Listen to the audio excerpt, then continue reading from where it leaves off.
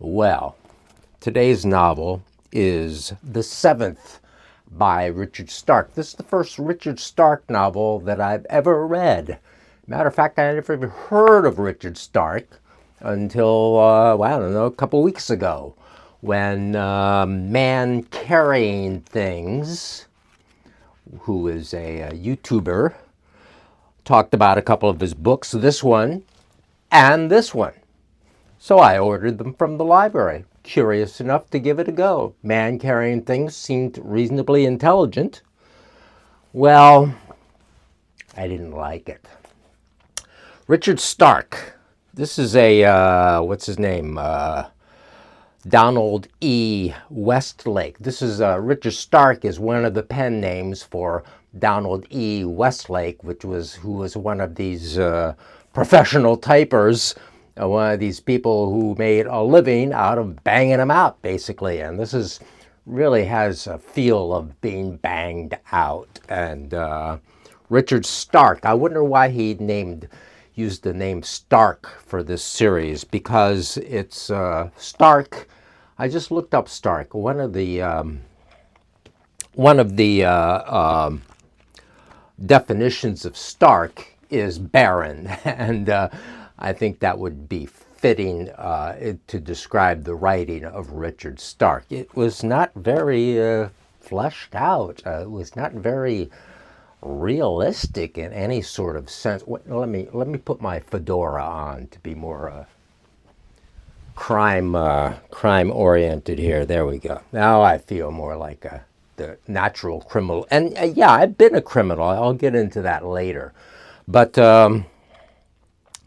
I don't know. What we got here is a Parker novel. Parker is the guy that's through a series of these novels.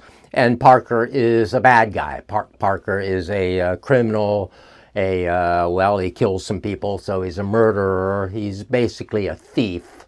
And so it's a series of novels about this guy, Parker, one of which is, there are several movie versions of Parker stories, and I guess they change Parker's name every time they make a movie. One of the movies is probably most famous one would be Point Blank, with Lee Marvin as the character, and he probably is an appropriate actor to put in this character of this kind of goony criminal. Point Blank I never watched. So yeah, there's another thing. I mean, how interested am I in crime genre? Not very much. So I'm out of my field here, and fair is fair. Like okay, I read right before this, I read Mania, and loved it by Lionel Shriver. So that I went from that directly into this, and boy, did it pale by comparison. I mean, it's only 155 pages long, but by the end, at the gripping conclusion where he's chasing one of the bad guy or one of the rivals, I kind of had to push myself through the last 5 pages, just wanting it to be done, because it didn't grip me, it didn't compel me, it didn't grab me.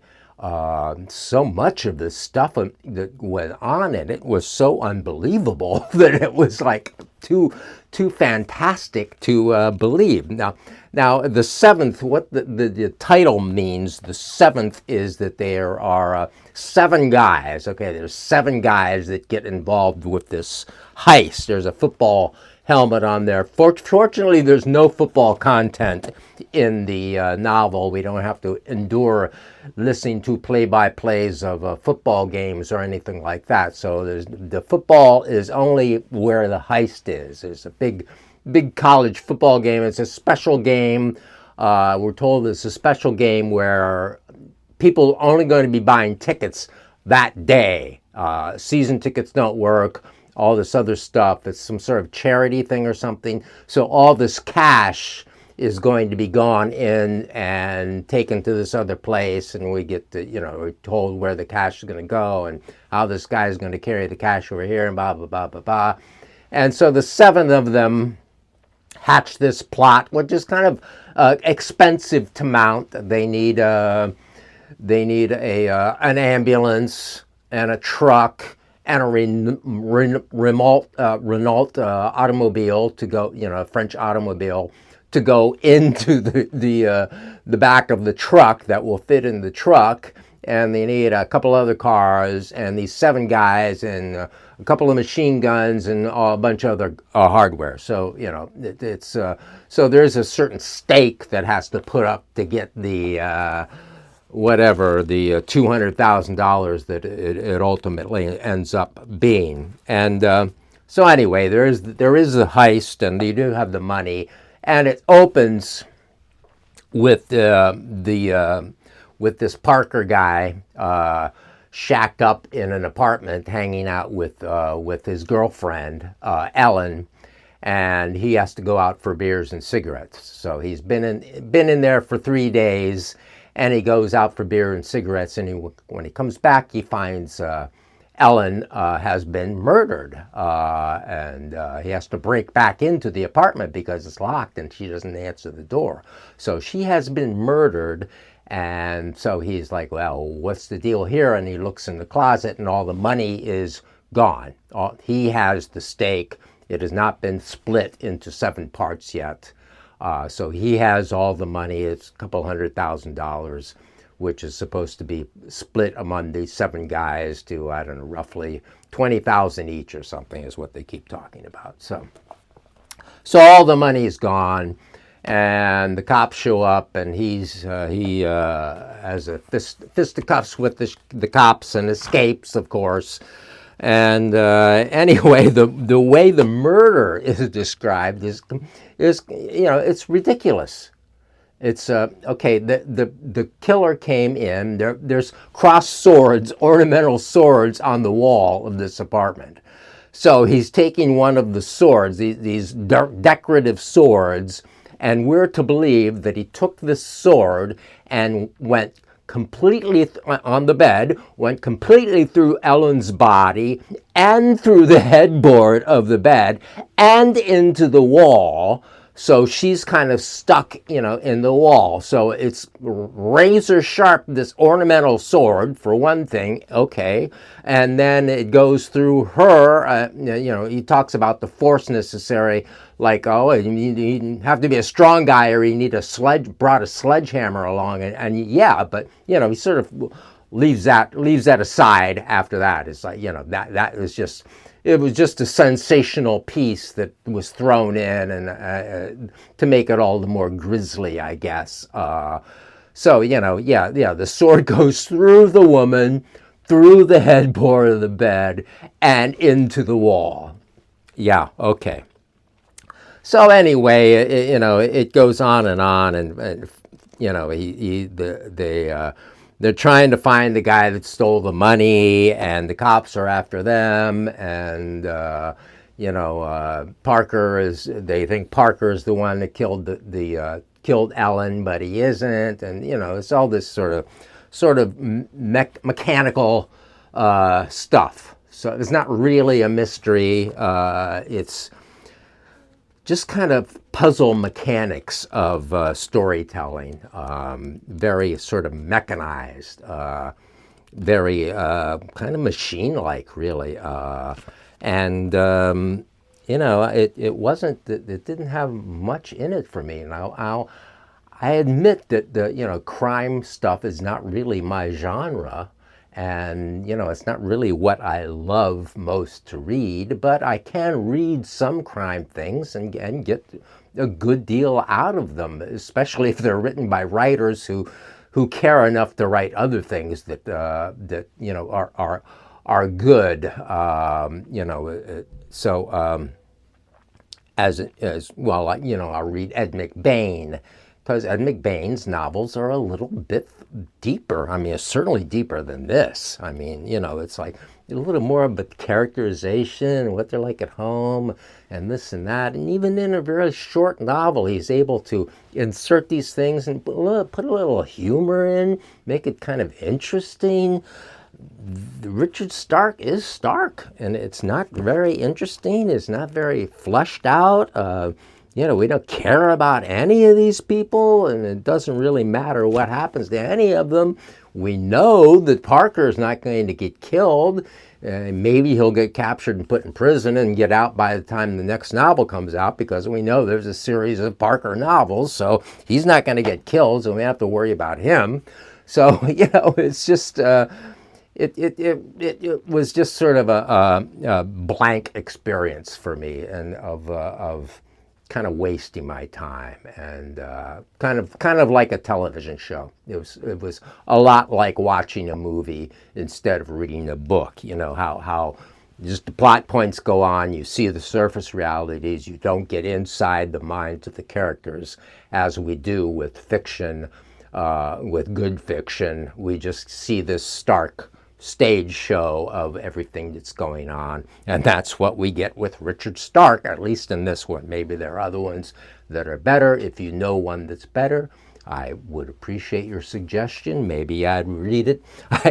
I'd gotten both of these, basically a couple days away from each other while I was reading something else from the New York Public Library, and I picked this one first. Why did I pick this one first? It was shorter. That's all. It was shorter, and I have a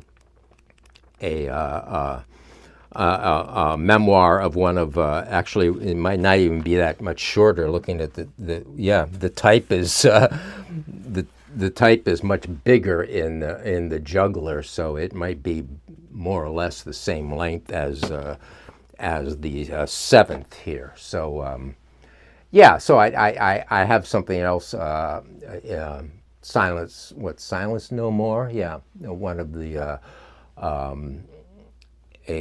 memoir of one of the of Epstein's victims, which I'm going to read next. So yeah, this is just wasn't really for me. I'm just but consider the source. It's just I'm a I'm a working class snob. I mean, I need a little bit more than this to stimulate me at this point in life. Anyway, if I was a kid and read this, I don't know, maybe I would have. It seems it's boy stuff, like all the women are blondes. They're blonde. Oh, I got a blonde. He's got a blonde. The criminals get blondes. One part that did kind of. That I did like, a couple of the characters were fleshed out enough that that are gone, of course, killed off, but a couple of them were fleshed out enough that we saw why they got into crime, how they had straight businesses before. Like one was a movie theater owner, and television basically had ruined the movie theater business.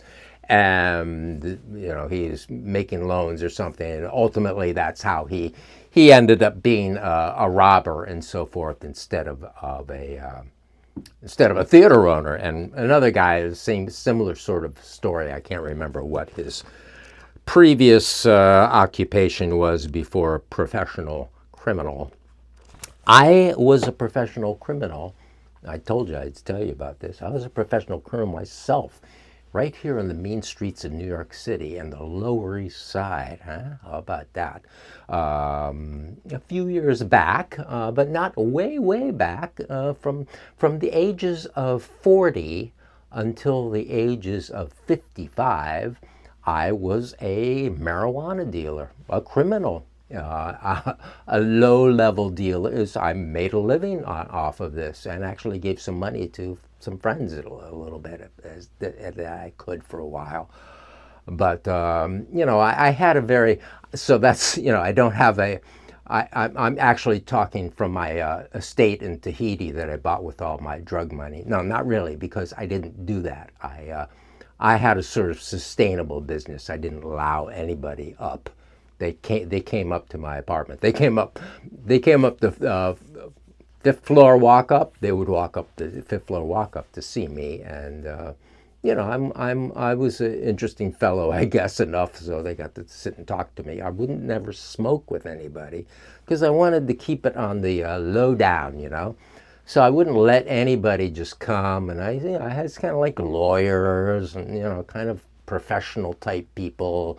And people I kind of knew from other things, like from bands or something. And ultimately, I was just doing enough kind of to get by and make a living. I wasn't going out of my way to, I wasn't like, let's get a helicopter and import stuff and make all the money. I didn't have that kind of ambition around it all. So, I was a criminal in New York City from age 40 to age 55, and it wasn't a blonde that got me out of it. It was kind of a, well, they're kind of a dishwater blonde. A couple of women actually and another job that I received through them, which made it kind of untenable to be doing what I was doing.